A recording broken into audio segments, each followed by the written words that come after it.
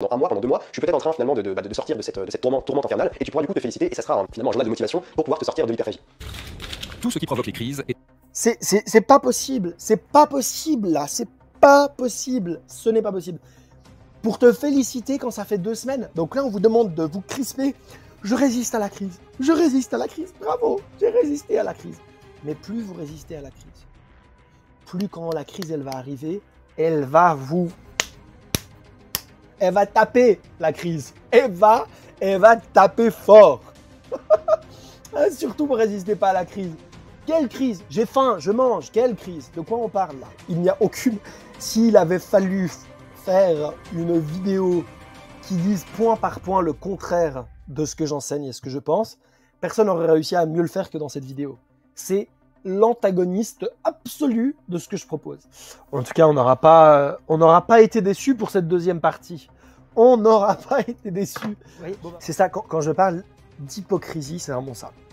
Là, on nous dit chasser la sédentarité. Mais vous comprenez, derrière les lignes, que ça veut dire? Bougez-vous le cul. C'est ça.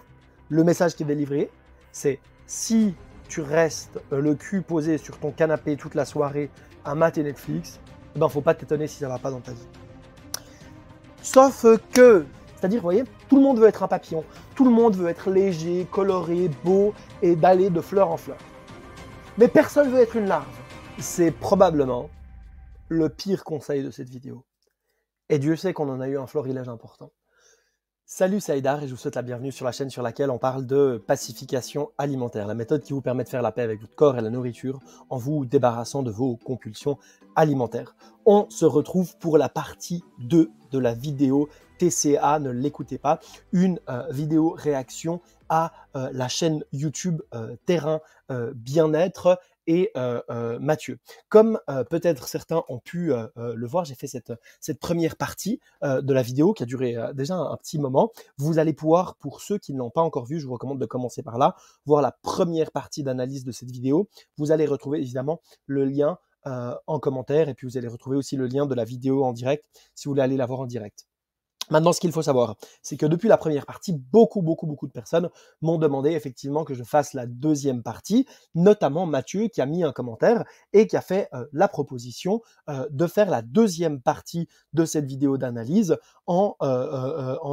sous forme d'interview, c'est-à-dire que je cesse de réagir comme ça directement à la vidéo qu'il a faite, mais au contraire que je l'invite plutôt sur ma chaîne YouTube. Suite à quoi, je lui ai fait une contre-proposition en lui disant, écoute Mathieu, je serais ravi d'en discuter avec toi, je serais ravi qu'on puisse en parler en interview, mais puisque ma communauté a déjà découvert le contenu de tes vidéos et le contenu de ce que tu proposes, de tes idées, et puis que moi j'ai réagi à ces idées, ce que je te propose, c'est que si on doit faire une interview, on puisse la faire sur ta chaîne à toi, pour que ta communauté, les personnes qui te suivent déjà, puissent effectivement découvrir une pensée ou une manière de voir les choses qui étaient alternatives. Suite à quoi, et je le mettrai ici, il a répondu, Mathieu a répondu, plus ou moins, hein, vous allez pouvoir le lire pour ceux que ça intéresse, mais plus ou moins par un refus en disant qu'il n'était pas tellement question, en l'occurrence, de faire une interview sur sa chaîne parce que pour des raisons techniques, logistiques, ce serait compliqué et de toute manière, ce serait plus constructif ce serait plus constructif de connaître mon approche qui n'est pas non plus si éloignée de la tienne, mais pour le savoir, il faut prendre le temps de bien le comprendre.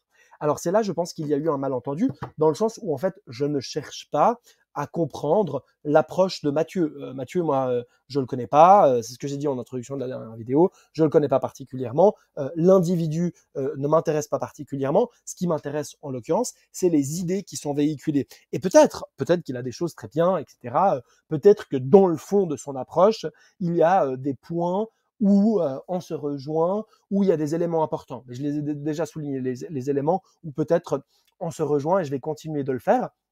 Mais en l'occurrence, je ne cherche pas à être complaisant, je ne cherche pas à me faire des amis, je ne cherche pas... La seule chose que je cherche à faire, c'est proposer une version alternative des idées qui sont véhiculées, qui sont pour moi des idées qui sont toxiques et qui sont des idées qui sont dangereuses. Par conséquent, je ne vais pas faire semblant d'être d'accord ou faire semblant qu'on est d'accord alors que ce n'est pas le cas. Et par conséquent, je ne veux pas ici offrir une scène supplémentaire pour continuer à parler de ses idées ou alors proposer une porte d'échappatoire pour sauver les apparences, ça ne m'intéresse pas. Ce qui m'intéresse, à nouveau, c'est de réagir aux idées. Et c'est ce que je m'apprête à faire ici, puisque c'est ce que vous, ma chère communauté, m'avez demandé. Et par conséquent, nous nous relançons là-dedans. On reprend là où la vidéo s'était arrêtée. À nouveau, je le redis, Mathieu est probablement quelqu'un de formidable. Je n'ai absolument rien contre l'individu. C'est vraiment sur les idées qu'il propose ici dans cette vidéo, dans une vidéo qui est là, qui est publique,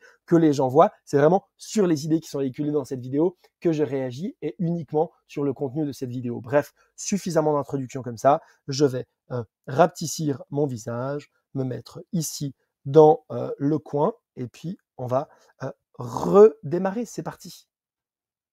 Volonté globale. Donc c'est déjà important qu'ils puissent savoir que c'est un diagnostic et que c'est une maladie. Ensuite, un autre conseil, c'est un conseil très important de développement personnel, c'est de faire le tri dans ses relations et de faire le point également sur son environnement. Alors ça, je t'en parle régulièrement, que ça soit sur YouTube ou dans mes formations. C'est très important aujourd'hui d'avoir des relations saines, d'avoir des personnes qui nous entourent, qui nous correspondent, parce que c'est vraiment des relations, finalement, quand tu es dans des relations qui te pèsent, qui sont toxiques, quand tu es dans de l'emprise, que ce soit de la dépendance affective, une emprise d'autorité, une personne qui est au-dessus de toi, qui est comme ça, qui te presse comme un citron. Quand tu es vraiment dans des relations toxiques, ça pèse au quotidien, c'est pas de temps en temps comme ça, c'est quotidiennement, et forcément, ça peut aussi être le déclencheur de crise d'hyperphagie, donc il faut arriver à travailler là-dessus. Il y a un autre facteur important, c'est l'environnement, et ça, je t'en doute.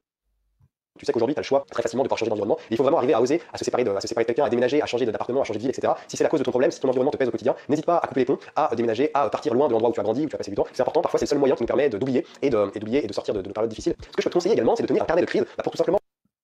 Alors, là, il nous propose un conseil par rapport à l'entourage, par rapport au fait de faire le tri, le nettoyage dans son entourage, le fait de faire le tri par rapport à ses relations, et de se dire, il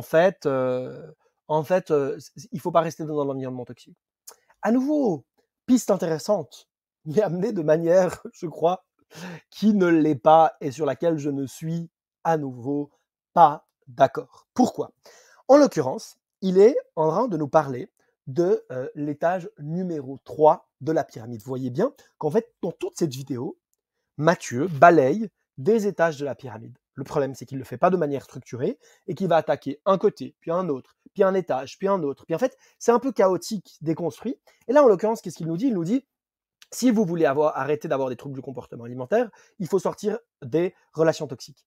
En réalité, que ce soit les relations toxiques ou que ce soit l'alimentation troublée, ce ne sont que des symptômes.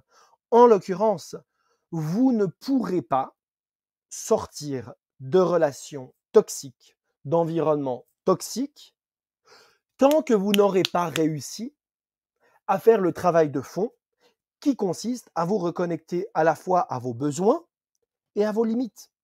Puisque je vois que mes besoins ne sont pas remplis dans cette relation, puisque je vois que mes limites ne sont pas respectées, alors je suis dans une posture où je suis en mesure de quitter cette relation et de changer d'environnement. Mais si je ne connais pas mes limites, je ne connais pas mes besoins, alors comment puis-je me positionner en opposition à une relation ou à un environnement ? Je ne peux pas. J'y reste. Donc à nouveau, la seule chose que ça fait, c'est créer une dynamique, un environnement toxique. Moi, c'est ce que j'appelle le développement personnel, la spiritualité toxique, qui va venir vous dicter des choses, qui va venir vous dire oui, mais en fait, il faut être en pleine conscience, puis oui, en fait, il faut être dans le moment présent, puis oui, en fait, il faut pas entretenir de relations toxiques, sans s'intéresser à aucun moment à en fait d'où ça vient, pourquoi et comment je peux développer des outils pour en sortir. Donc évidemment que être dans des environnements toxiques sociaux, c'est pas l'idéal. Ça va créer du stress, ça va créer des tensions. Là-dessus, je suis tout à fait d'accord. Mais en l'occurrence, les relations toxiques, l'environnement toxique va disparaître en même temps que disparaîtra cette guerre que vous êtes en train de vivre vis-à-vis de vous-même. Qu'à nouveau, on s'intéresse aux symptômes et pas à leur cause. Et c'est fort dommage. Reprenons.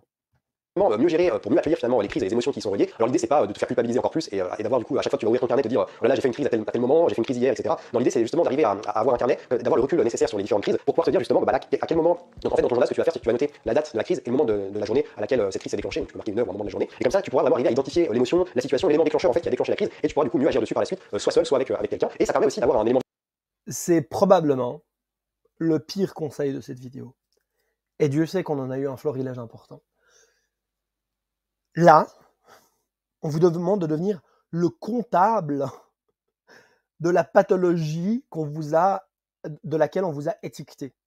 C'est-à-dire qu'on va prendre, alors déjà que vous êtes dans les obsessions, déjà que vous avez la tête pleine de réflexions, de pensées, de machin, etc., on va encore plus mettre le focus sur les crises, ce qu'on appelle des crises, qui pour moi, vous le savez, ce ne sont pas des crises, c'est une manifestation naturelle et normale d'un mécanisme de défense du corps et de l'esprit. Et on va venir vous faire mettre toute votre attention dessus pour que progressivement, ça prenne de plus en plus de place. Et là, on vous dit, non, mais il ne faut pas le faire pour culpabiliser. Mais évidemment que c'est culpabilisant, puisque je suis dans une démarche où on m'a dit que l'objectif, c'était de ne plus avoir de crise. Tant que j'ai des crises, c'est que je fais mal les choses, puisque je n'ai pas bien suivi les conseils. Et en plus, je dois comptabiliser mes crises. En fait, on est en train de vous donner le bâton pour vous battre et en vous dire, ne te tape pas dessus. Mais c'est absurde. À nouveau, absurde. Vraiment. Le carnet, c'est la pire idée. L'idée, si vous voulez, vous savez ce que vous pouvez faire? Faites-vous un carnet de gratitude. Faites-vous un carnet pour noter toutes les choses magnifiques que vous avez vues dans votre journée. Faites-vous un carnet pour parler et penser à tout ce qui ne concerne pas la nourriture et le corps. Parce que, finalement, on s'en balèque. Ce n'est pas le sujet. La nourriture n'est pas le sujet. Visuel, d'avoir vraiment un élément visuel et une temporalité, et pouvoir te dire, bah là j'ai fait une crise à tel moment, et d'avoir finalement arrivé à espacer un maximum les crises pour pouvoir finalement te féliciter et te dire, bah là c'est bien, j'ai pas fait de crise pendant 2 semaines, pendant 1 mois, pendant 2 mois, je suis peut-être en train finalement de sortir de cette tourmente infernale, et tu pourras du coup te féliciter, et ça sera finalement un journal de motivation pour pouvoir te sortir de l'hyperphagie.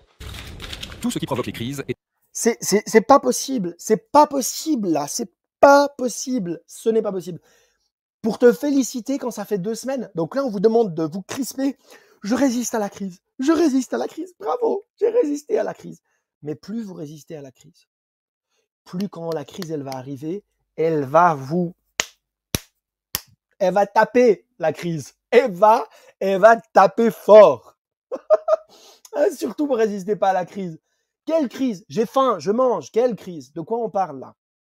Surtout ne résistez pas. Là, quand on vous dit que vous pouvez vous féliciter, il faut bien comprendre une chose, et ça c'est une règle universelle, c'est la règle des polarités. Chaque polarité va avec une autre. Donc, quand d'un côté je me félicite pour quelque chose, quelle est la polarité qui va de l'autre côté? L'autre polarité, c'est je me culpabilise, je me déteste, je me reproche. Donc, on ne peut pas vous dire « Ah oui, félicite-toi » sans accepter que le pendant inverse, c'est de s'en vouloir être culpabilisé. Donc, quand on vous dit « Vous pouvez vous féliciter », ok, ça fait 1 mois, j'ai réussi à me crisper, tous mes muscles sont crispés, mon âme est crispée, j'ai réussi à ne pas craquer, j'ai réussi à ne pas avoir de crise, je me félicite, ok. Et qu'est-ce qui se passe quand j'en ai? Qu'est-ce qui se passe quand il y a de l'instabilité? Qu'est-ce qui se passe quand ça ne va pas? Et qu'en fait, pendant 3 jours d'affilée, j'ai des crises tous les jours. Là, qu'est-ce que je fais? Je me félicite? Bah non. Je me dire, mais c'est affreux, mais c'est horrible, mais je suis une mauvaise personne, et j'ai raté, et j'ai échoué. Ça va pas du tout. est appelé déclencheur en psychologie. Ils peuvent être situationnels, cognitifs, physiologiques, sensoriels ou encore émotionnels. La première étape, c'est de les identifier. Cela passe souvent par une observation finalement au quotidien de comment la personne mange, en remplissant par exemple des carnets alimentaires, qui vont tout d'abord nous permettre de trouver quelle est la meilleure porte d'entrée pour la psychothérapie, que ce soit de prendre en considération que c'est plutôt un type d'aliment qui génère les crises, ou un moment dans la journée, une situation, ou les émotions. Et là on travaillera beaucoup plus sur la régulation des émotions avec différentes techniques, ou est-ce que c'est purement finalement les pensées qui génèrent les crises. Donc toute cette observation au début de prise en charge va nous permettre d'orienter, d'individualiser la prise en charge du trouble d'accès hyperphagique. Ce qui est très important également, c'est de gérer ta... Là, on vient de... Là, on vient de voir, là, le petit extrait, on vient de voir pourquoi. Vous savez, moi, j'ai les appels de bilan personnalisés où les personnes vont pouvoir prendre rendez-vous avec moi, on va faire un point ensemble. On me dit systématiquement la même chose. Souvent, des profils de personnes qui sont en galère avec leurs troubles du comportement alimentaire depuis des années et qui ont tout essayé. Nutritionniste, psychologue, psychothérapeute, coach, formation, machin, truc, etc. Qui me disent, Haïdar, rien n'a fonctionné pour moi, je suis un cas désespéré. Et je trouve ça terrible, parce qu'en fait, là, on est en train de voir pourquoi ça ne fonctionne pas.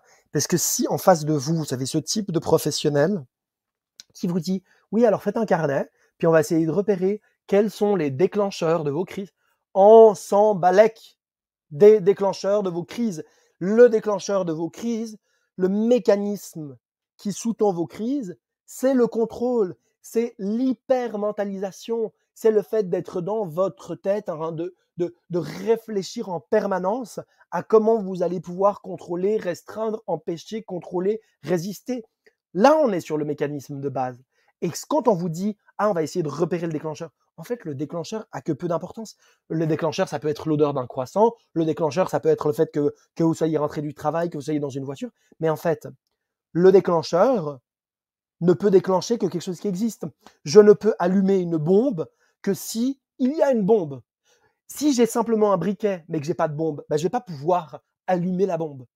Donc, on s'en fiche du briquet. Le briquet n'est pas dangereux. L'odeur du croissant n'est pas dangereux. L'émotion n'est pas dangereuse. Ce qui est dangereux, c'est la bombe qui est reliée à ce déclencheur. Et la bombe, c'est le contrôle. C'est ce mécanisme-là.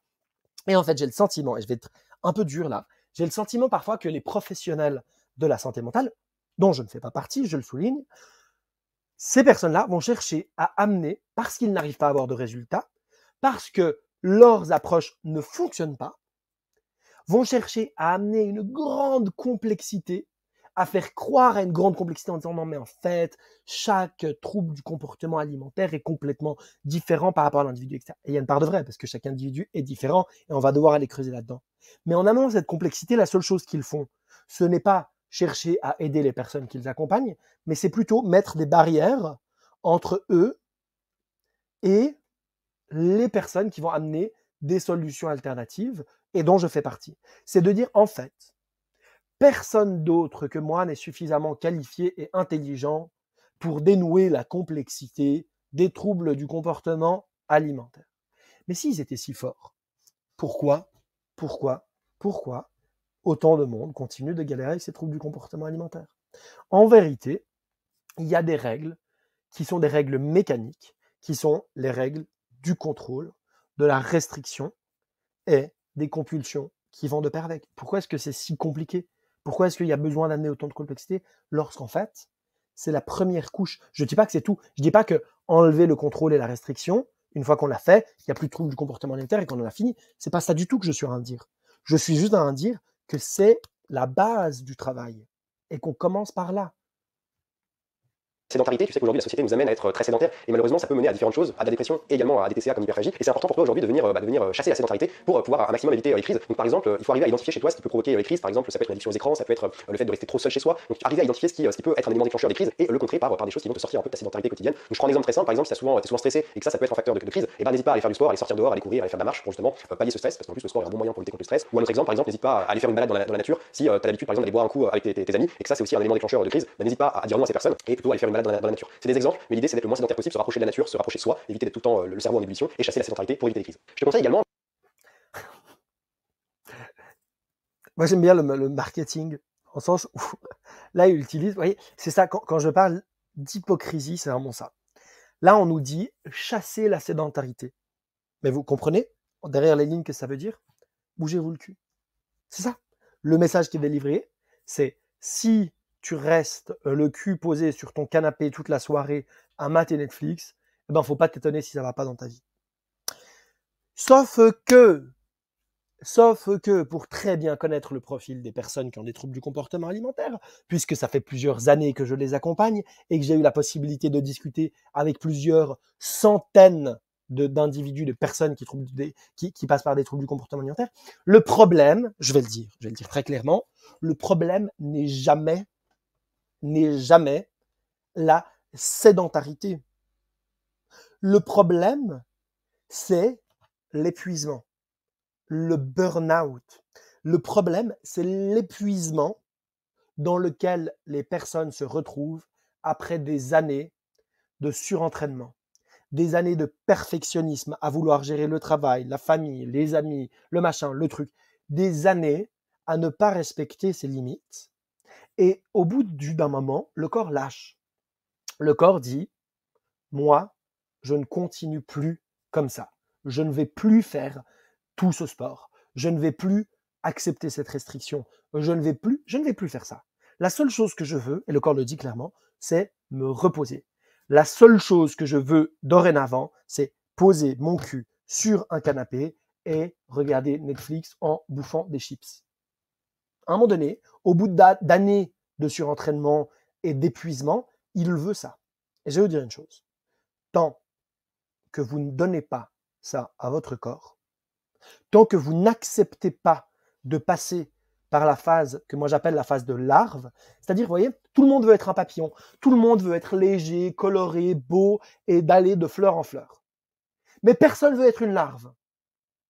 Dans la pyramide, dans la méthode, dans l'enseignement que j'amène au sein de mon accompagnement, on apprend que la première phase pour devenir un papillon, c'est d'être une larve. Et une larve, c'est larvaire. Ça veut dire que c'est dans un canapé, c'est je prends le temps d'arrêter le sport, je prends le temps d'accepter la sédentarité, j'arrête d'y résister, je me repose, je me fous la paix, je lâche toutes les exigences, je lâche toutes les injonctions, je me repose, je mange ce que je veux, quand je veux, en n'importe quelle quantité, vanne ouverte, je suis une larve.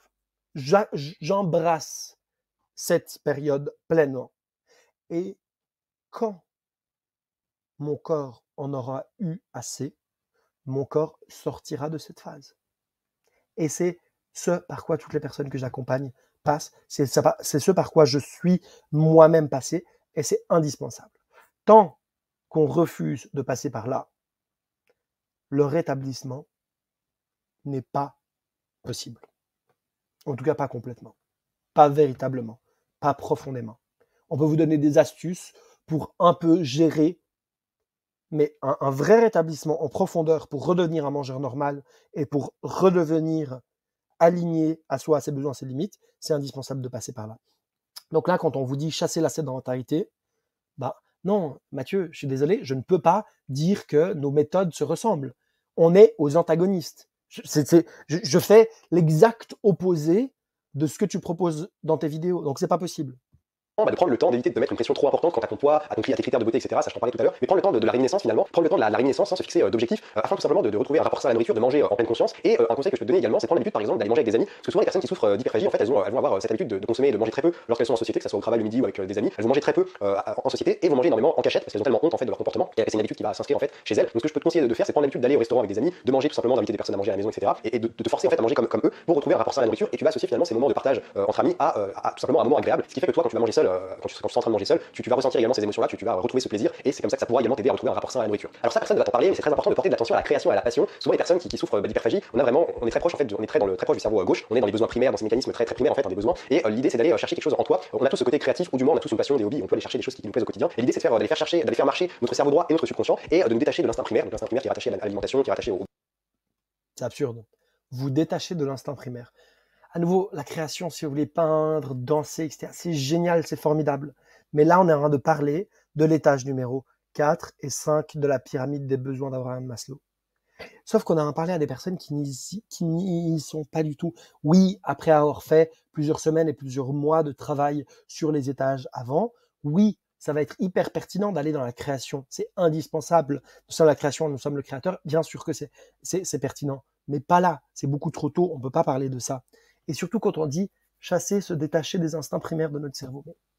C'est absurde. Notre cerveau, d'abord, c'est pas différentes parties. Toutes les parties fonctionnent ensemble. Et en fait, les parties primaires de votre cerveau, qui vont gérer les réflexes de survie, qui sont engagés dans les mécanismes de défense des troubles du comportement alimentaire, ces parties-là, en fait, elles vont être beaucoup plus puissantes que le reste. C'est-à-dire, je vous donne un exemple. Vous arrivez, on vous dit, on va faire un atelier pour vous aider sur vos troubles du comportement alimentaire. Je sais pas, un atelier. C'est un atelier d'art-thérapie dans lequel on va vous demander de représenter votre vision de ce que c'est la joie, le plaisir et le bonheur en utilisant une palette de couleurs. Je pense à un truc comme ça. Formidable, très très cool, super. Sauf qu'en arrivant à cet atelier, vous avez besoin d'aller aux toilettes, vous avez besoin de faire pipi. Très besoin. C'est un besoin qui est urgent. Et on vous dit, non, mais attends, parce que là, on va pas être dans des choses très, comme ça, animales, du besoin d'éliminer. On va vraiment être dans quelque chose, tu vois, de l'ordre, de la représentation de la. Mais balèque, j'ai besoin d'aller faire pipi. j'ai besoin d'aller aux toilettes. Une fois que j'aurai répondu à mon besoin d'éliminer, ton atelier de peinture, je le rejoindrai avec plaisir. Mais laisse-moi aller faire pipi d'abord. C'est-à-dire que d'abord, je réponds à mes besoins de l'étage numéro 1, besoin physiologique, et ensuite, je peux aller... En fait, là, c'est exactement la même chose. Sauf que votre besoin qui n'est pas rempli, c'est pas le besoin d'éliminer, parce qu'a priori, vous ne vous retenez pas d'aller aux toilettes. En tout cas, je vous le souhaite pas, c'est pas très agréable. Vous vous retenez de manger ce que vous voulez manger et de répondre à vos besoins en termes d'envie, de satiété, de rassasiement. Et ça, ces besoins-là, tant que vous ne les aurez pas réglés, c'est-à-dire tant que votre cerveau animal n'aura pas été rassuré sur le fait que la famine n'est plus là, que la nourriture est abondante, que vous n'allez plus manquer jamais de nourriture, tant que votre cerveau n'est pas rassuré, vous pourrez faire tout ce que vous voulez en termes de peinture. La seule chose que vous aurez envie, c'est de manger. Aux besoins du corps physique. Les personnes qui souffrent d'hyperphagie, le problème c'est qu'elles sont trop justement à l'inverse dans le cerveau gauche, trop dans les besoins primaires. Donc aller chercher une activité créatrice, ça peut être écouter de la musique, faire, je sais pas, sortir dehors, faire du sport, écrire, dessiner, etc. Pour te rapprocher de ton cerveau droit, de ton subconscient et te détacher de cet instinct primaire et limiter les crises. Et mon dernier conseil, c'est de faire attention aux autres sources d'addiction, que ce soit des addictions à des drogues par exemple, aux effets psychotropes ou d'autres addictions que l'on connaît aujourd'hui et que la société moderne nous offre, que ce soit une addiction aux écrans, que ce soit une addiction aux jeux. Donc il y a toutes les sortes d'addictions finalement qui peuvent nous faire perdre la raison et qui peuvent nous raccrocher finalement, qui peuvent être des sources de déclencheurs de crise. Tu sais qu'on a déjà une fragilité par rapport à ça. Lorsqu'on souffre d'hyperphagie, c'est qu'on a une sorte de fragilité. Alors je mets ça entre grands guillemets, une sorte de fragilité au niveau psychologique et émotionnel. Donc c'est important de garder le contrôle, de mettre toutes les chances de son côté pour garder le contrôle. Et forcément, si tu vas consommer des drogues aux effets psychotropes ou tu as d'autres addictions, ces addictions-là vont entraîner la perte de contrôle, vont totalement te faire sortir de la raison et peuvent aussi devenir des déclencheurs de crise d'hyperphagie. Donc c'est vraiment important de faire attention. Alors je te dis pas de ne pas vivre non plus, alors tu peux aller boire un verre avec tes amis, tu peux jouer aux jeux vidéo de temps en temps si c'est ton kiff. J'ai vraiment besoin de réagir là. Non mais c'est l'antagoniste. Il n'y a aucune. S'il avait fallu faire une vidéo qui dise point par point le contraire de ce que j'enseigne et ce que je pense, personne n'aurait réussi à mieux le faire que dans cette vidéo. C'est l'antagoniste absolu de ce que je propose. Il dit, il faut absolument que vous puissiez garder le contrôle. Surtout, éviter, alors là il parle de l'alcool, des drogues, etc., mais éviter, c'est bien le message, éviter de perdre le contrôle. Éviter de perdre le contrôle. Et donc, on est en train de vous redonner une dernière dose de votre drogue. Votre drogue, si vous avez des troubles du comportement alimentaire, c'est le contrôle. C'est le contrôle mental. Et tant que vous ne serez pas en mesure de faire une détox de contrôle, alors vous continuerez à être compulsif dans vos relations, à être compulsif dans votre alimentation, à être compulsif avec les produits, à être compulsif avec tout cela. Parce que vous êtes dans une résistance. Et la résistance appelle une force égale et opposée. Donc plus vous êtes dans le contrôle, en fait, il n'y a pas de limite à ça. L'univers, il s'en fiche. L'univers, vous voulez résister à la nourriture, au pain au chocolat, eh ben les pains au chocolat, ils vont devenir plus attirants, ils vont sentir encore meilleur. Tout ce à quoi vous voulez résister va créer une pression égale et inverse. Vous pouvez augmenter la pression du contrôle, mais elle deviendra de plus en plus forte, et vous le savez. Donc le contrôle ne vous mènera nulle part. La seule chose qui peut vous libérer de ce cercle vicieux, c'est un profond, véritable lâcher-prise. Un laisser-être. C'est une intégration de tout ce qui est. C'est une intégration et pas une résistance. Et donc, ce qui vous est proposé ici, pour moi, est dangereux. On va terminer, j'ai plus trop réagir, parce que là, voilà, j'ai l'impression d'avoir déjà à peu près tout dit et de me répéter. On va voir s'il y a encore des éléments à souligner pour conclure, puis on va par honnêteté intellectuelle, laisser la vidéo se terminer. J'ai pas l'impression qu'on va vraiment pouvoir amener beaucoup plus de choses que ce qu'on a déjà vu là. Mais l'idée c'est vraiment d'en être conscient, de faire attention à ça. Et si aujourd'hui, en plus de l'hyperphagie, tu sais que tu as des potentiels d'addictions, et de porter une attention particulière à ça. Mais il a perdu 125 kilos. Lui se sent aujourd'hui guéri. Je n'ai pas fait de crise depuis 10 ans. Et je sais que j'en ferai plus jamais. J'ai retrouvé cette confiance en moi, cette force. Et puis, j'ai en plus, si vous voulez, maintenant un estomac rétréci, donc j'arrive à satiété très vite. Ça, c'est mécanique, sur le plan physique, je dirais. Et sur le plan moral, je me sens bien avec moi, quoi. Je m'aime bien. J'espère que cette vidéo t'aura apporté des éléments constructifs. N'hésite pas à venir me rejoindre sur Instagram. Moi, je te mets mon Instagram juste ici. Si tu souffres d'hyperphagie ou d'autres troubles du comportement alimentaire, n'hésite pas à m'envoyer un message sur Instagram. Tu peux également le faire sur Facebook si t'as pas Instagram, mais moi je préfère Instagram. Tu peux venir me poser tes questions, me demander des conseils et je te répondrai avec grand plaisir. Je sais que c'est pas toujours évident de mettre des commentaires dans l'espace commentaire juste en dessous sur YouTube parce que c'est public et forcément tout le monde voit ton commentaire. Donc si t'as pas forcément envie que les gens voient, n'hésite pas à venir me rejoindre sur Instagram que je te mets juste ici. Je termine également par te rappeler que tu peux suivre mon programme de rééquilibrage alimentaire totalement gratuit. Si tu souhaites retrouver un rapport sain à la nourriture, que tu souhaites adopter une alimentation sur mesure qui correspond à tes besoins, sans aussi devoir te mettre une pression énorme sur le poids que tu as envie d'atteindre, comme pourraient faire certains régimes. L'idée là c'est vraiment de prendre le temps, on se fixe des objectifs, mais on prend le temps de le faire et je t'accompagne justement dans cette formation pendant 8 jours afin de retrouver tout simplement une alimentation saine sans contrainte. Donc tu peux bénéficier de ce programme totalement gratuit. Ah, bah. En tout cas, on n'aura pas été déçus pour cette deuxième partie. On n'aura pas été déçus. Bon, bah voilà, on vous ramène sur un programme de rééquilibrage alimentaire, où on va vous apprendre à manger de manière saine, on va vous aider à poser des objectifs. Bon, vous savez, maintenant, je sais lire entre les lignes.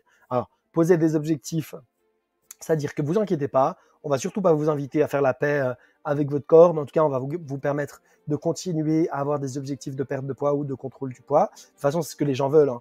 C'est évident. Moi, aujourd'hui, mon message, il porte peu. Pourquoi ? Parce que personne n'a envie d'entendre ce que je dis. Ce que je dis, c'est la prise de poids dans un processus de pacification alimentaire est indispensable. Ok. Bah, il y a seulement une toute petite minorité des personnes qui sont prêtes à entendre cela et aller au bout de cette démarche-là. Et il n'y a que cette petite minorité de personnes, infime minorité, qui est prête à faire le travail de l'ombre, le travail dur, le travail en profondeur. Il n'y a que cette minorité de personnes qui va aller vers un rétablissement profond, véritable. Et si vous faites, ou si vous voulez faire partie de cette minorité, comme d'habitude, vous avez la possibilité de réserver un appel de bilan personnalisé avec moi en cliquant sur le premier lien qui est en commentaire ou en description de cette vidéo. Cet appel aura pour objectif de faire connaissance et de faire le point ensemble sur votre situation, de voir où vous en êtes et d'envisager, si le feeling passe bien, un accompagnement en pacification alimentaire. Je vous invite donc à réserver votre créneau si vous avez envie peut-être de vous lancer dans cette aventure. Si vous avez des remarques, des questions, posez-les dans l'espace commentaire. J'espère que cette vidéo vous a plu. Vous avez vu que voilà, je mets mes émotions et puis j'essaie d'être spontané, d'être authentique ici et puis aussi d'être un petit peu divertissant dans ma manière de réagir, mais je le fais parce que vous le savez, ces questions sont des questions qui sont importantes pour moi. Je vais terminer cette vidéo ici. Je vous remercie pour votre attention. Si vous ne voulez louper aucun des prochains épisodes, je vous invite à vous abonner et activer la petite cloche. Dans tous les cas, je vous remercie et je vous dis à la prochaine. Au revoir.